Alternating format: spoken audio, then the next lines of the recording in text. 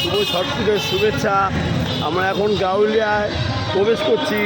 গাউলিয়া আজেন্ডা road junior কমিটির যে ক্লাবের পক্ষ থেকে যে ছট পুজোর আয়োজন করা হয়েছে তার মধ্যে আমি প্রবেশ করছি। খুবই সুন্দর সাজানো হয়েছে, দেখতে পাচ্ছেন।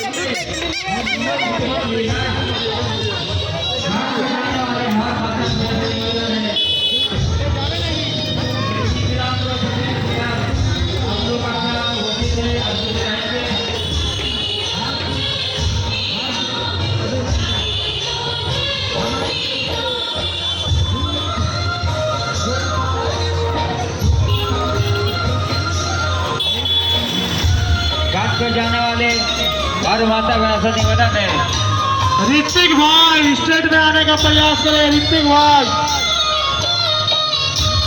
घाट पर जाने वाले हर माता बहन से निवेदन है, आप लोग अपने अपने बच्चों को घाट पकड़ कर लेकर जाइएगा, क्योंकि घाट पे बहुत ही भीड़ है। बच्चों को साथ लेकर जाइएगा।